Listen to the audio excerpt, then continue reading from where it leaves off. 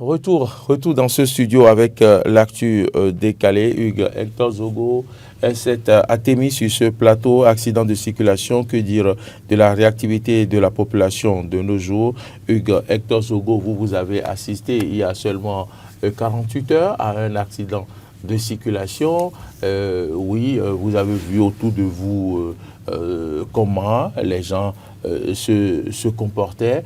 Mais également hier nuit, par exemple, il y a eu un véhicule qui a pris feu dans les environs du carrefour Togoudo. Voilà, et c'est d'ailleurs un téléspectateur fidèle qui m'a alerté. Je ne cessais de parler de lui, monsieur Telesphore Sornametor, qui est en Italie. On a parlé de lui récemment, qui est à Paris. Il nous appelle aussi. Donc, c'est lui qui nous a alerté hier nuit en plein trafic ralenti et très serré autour de 20h40. Un véhicule a pris feu, grand danger du moment où il n'y avait pas beaucoup de choix que voir brûler son propre véhicule sans pouvoir faire quoi que ce soit. Moi, j'étais en 4e position par rapport au danger. On sentait déjà la braise et la chaleur de la flamme. En majorité, on est descendu en prenant avec soi certains documents ou effets du véhicule et prêt à l'abandonner et à emporter par la flamme. C'était terrifiant, terrible et traumatisant. Mais la main de Dieu était sur nous de façon que la flamme s'est limitée à ce véhicule. Autrement, elle aurait pu facilement atteindre une 40aine de véhicules par derrière. Et dans ce cas, beaucoup de dégâts et pertes en vies humaines auraient été enregistrés. Dans les pays extérieurs, parfois, je ne sais pas comment les gens s'arrangent, mais dans ces circonstances, c'est en 5 minutes qu'on peut voir se présenter sur les lieux un véhicule de sapeur-pompier. Oui. Mais je ne sais pas, je ne sais pas comment nous faisons ici. Est-ce qu'il faut mettre des points d'eau, je ne sais pas, pour éteindre le feu, comment vous appelez ça? Ils ont des points d'eau où ils prennent de l'eau. Est-ce qu'il faut mettre le long des voies? On ne peut pas aujourd'hui, quand une situation se produit, espérer avoir les sapeurs-pompiers en 5 minutes, sauf si c'est proche de leur base. Est-ce que tel qu'on voit la police républicaine se positionner à des points stratégiques de la ville, est-ce qu'il ne faudrait pas désormais prendre l'habitude de positionner des citernes de sapeurs-pompiers à des points stratégiques de la ville pour pallier ces genres de dangers? Bon, je sens cette qui brûle d'envie de parler. Cette atémie, voilà des situations réelles. Oui.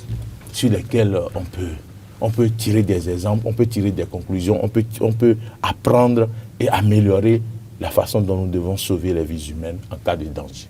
Le pays est en pleine construction et nos villes sont en pleine urbanisation.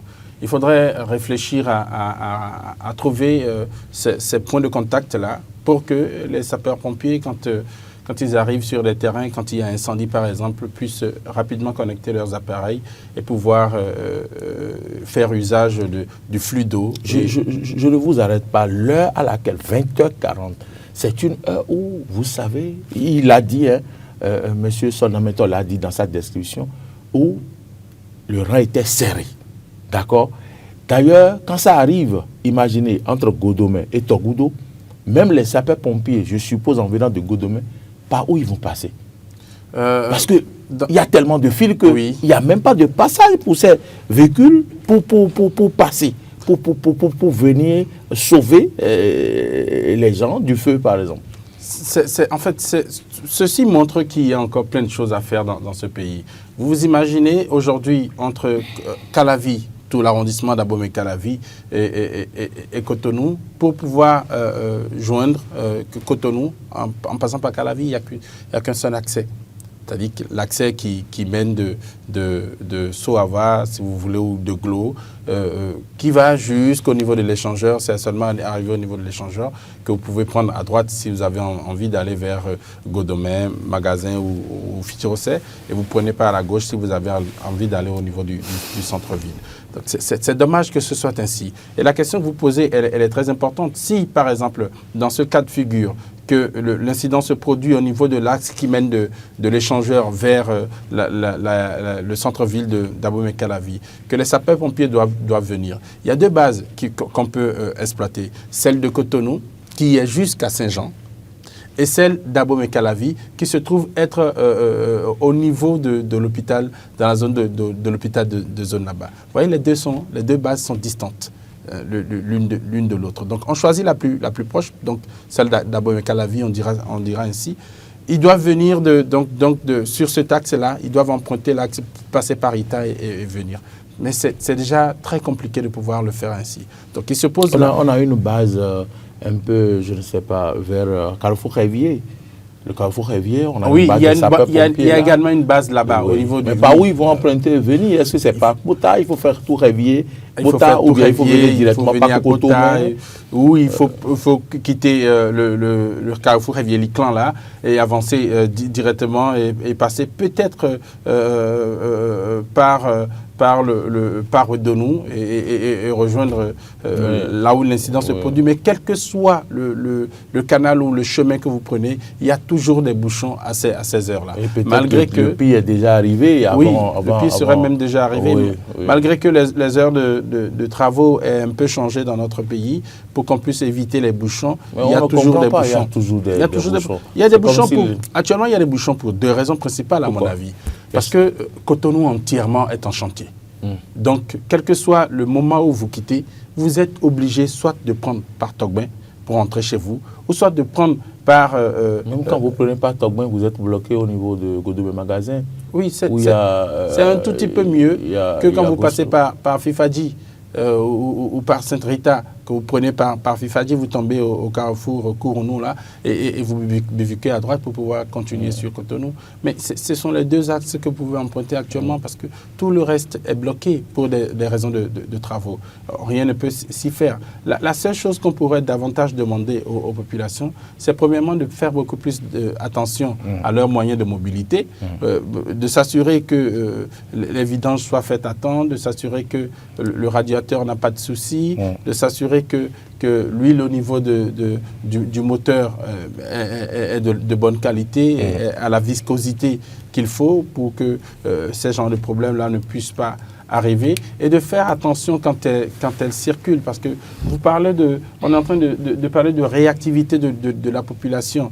Donc il faudrait que nous puissions déjà en amont faire en sorte que les moyens roulants que nous utilisons, que ce soit des moyens roulants à 2 roues, 3 roues, 4 roues, que cela puisse être des moyens roulants vraiment dont la qualité est avérée et dont je dirais que le soin est pris au niveau du moteur pour que ces genres de situations-là n'arrivent pas.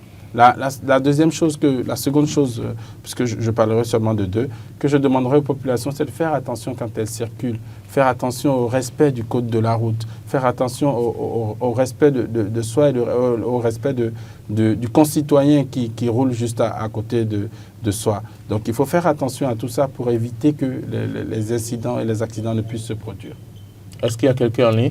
Oui, je me retourne vers vous. Oui, quelqu'un est en ligne. Quelqu'un en ligne. Bonjour, auditeur ou téléspectateur. Bonjour. Oui, bonjour, monsieur. Bonjour. Super. Bonjour, bienvenue. Oui, bonjour, monsieur. Nathanaël. Monsieur Nathanaël, oui, allez-y pour votre préoccupation. Ok, monsieur, ce matin, il était intéressant parce que, voilà, c'est une certaine personne de la pendant l'accident, je ne sais pas si c'est au nom de demain, ça passe que... Moi, je ne vous entends pas bien. Rebecca, merci de fermer votre retour là-bas. Bon, on ne vous entend pas bien, oui. Allez-y. Moi, je vais commencer par remercier nos sapeurs-pompiers. Je vais commencer par les remercier pour le travail exceptionnel qu'ils font. Parce que c'est des hommes qui donnent énormément pour la République. Vous savez, un sapeur-pompier, dès qu'il a les moyens, il n'a pas de raison à ne pas être utile à la nation. C'est à la limite, c'est plus qu'un sacerdoce pour lui. Et la fierté qu'il ressent, c'est d'avoir sauvé une vie. Mais regardez déjà au niveau... parce que nous parlons de la réactivité des populations. déjà quand nous entendons la sirène du véhicule des sapeurs-pompiers, quelle est l'attitude que nous adoptons sur nos routes? Vous voyez des gens qui ne veulent pas céder. Or, on sait très bien que c'est un véhicule prioritaire. Le véhicule prioritaire veut peut-être aller sauver votre tante. C'est arrivé dans votre maison que vous vous rendrez compte que le véhicule que vous avez vu, à qui vous avez laissé le passage il y a quelques moments, que c'était votre tante qu'il était allé sauver. Mais parfois, qu'est-ce qui se constate? Les populations bloquent le passage à ces véhicules prioritaires, que ce soit le véhicule des sapeurs-pompiers ou que ce soit les ambulances. Oui. Ça, c'est de l'indiscipline sur nos routes qu'on doit pouvoir décrier. Il doit même avoir un système où dès que vous êtes en face d'un véhicule autoritaire et vous ne cédez pas le passage, soit on vous flash et puis on vous fait payer une amende pour ça. C'est des choses qui, pour moi, sont très importantes. Maintenant, quand on va revenir sur le terrain même, le terrain où il y a peut-être l'accident ou bien on doit secourir, quelle est l'attitude aujourd'hui des populations? Tout le monde sort son téléphone portable. Tout le monde sort son téléphone portable pour filmer. Pour en faire quoi? Je ne sais. C'est-à-dire le premier réflexe. Le premier réflexe qui doit être sauver les vies humaines, travailler pour que le dégât matériel, on puisse amoindrir le coût, ça ne devient plus le réflexe. Le réflexe devient sortir son téléphone et puis l'acte qui suit, c'est de pouvoir filmer. Et après, on commence par partager sur les plateformes numériques. Alors que le temps qu'on a pris pour passer à cette vidéo qu'on a réalisée, ce temps-là, on a réfléchi assez vite pour trouver une option. Aujourd'hui, les gens ne se forment plus au premier secours. Les partis politiques peuvent prendre par exemple cette initiative-là. Parce qu'au niveau de chaque quartier, on a ce qu'on appelle un chef quartier, n'est-ce pas? Oui. Le chef quartier a souvent des conseillers avec qui il travaille, non? Pourquoi les partis politiques aujourd'hui ne peuvent pas mettre un peu d'investissement à disposition du service des sapeurs-pompiers pour qu'on, par exemple, n'arrive à former les conseils de ces délégués de quartier que nous avons? Est-ce que les partis ont reçu l'aide aux partis politiques? On n'a pas besoin de suffisamment de moyens financiers pour ça. On n'en a pas besoin.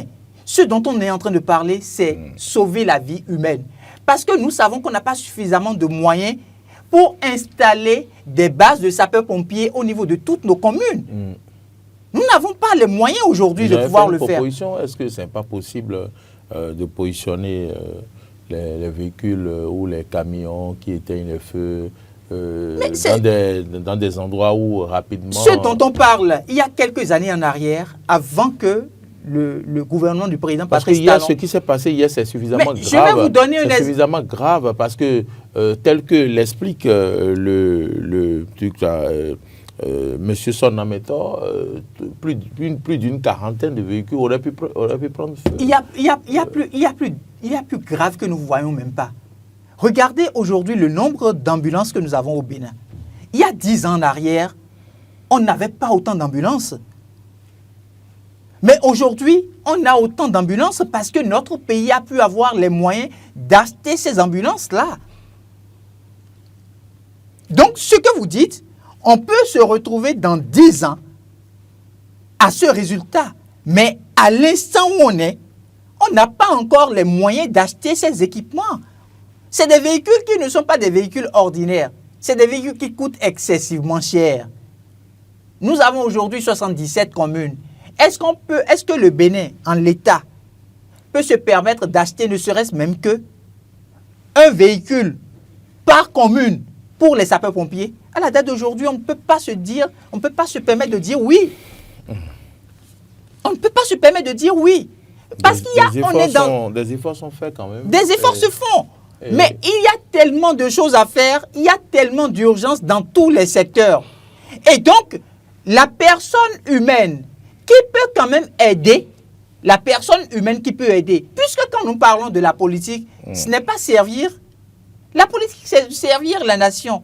Et ceux-là qui sont conseillers et qui accompagnent les chefs quartiers, ils peuvent se faire former au premier secours. Ils peuvent le faire. Ça, là, par exemple, le premier secours, oui, pour les accidents, mais pour les incendies. Mais c'est la même chose. Le premier secours. Ils vont cracher sur les véhicules. Comme premier secours. Ils vont trouver l'eau pour arroser les véhicules. Non, on n'a pas forcément besoin de l'eau. Les inspecteurs. C'est des choses qu'on peut acheter. C'est des choses qu'on peut acheter. Chaque véhicule est censé être équipé d'un extincteur. Oui, on ne refuse pas, mais parfois, lorsque le feu est arrive très à un intense, niveau on ne peut plus l'éteindre avec des extincteurs. Je suis entièrement d'accord avec vous, mais la réactivité des populations, au lieu de s'intéresser à son téléphone portable, on peut par exemple sortir de son véhicule tout ce qu'on a comme arsenal pour aller au secours de l'autre. En fait, c'est des réflexes qui nous manquent aujourd'hui. Notre société manque de plus en plus d'humanisme aujourd'hui.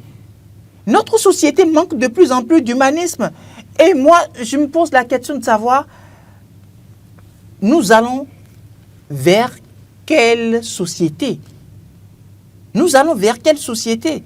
Les acteurs politiques, dès qu'il s'agit de leurs questions, leurs intérêts personnels, ils trouvent les stratégies, ils trouvent les voies et moyens.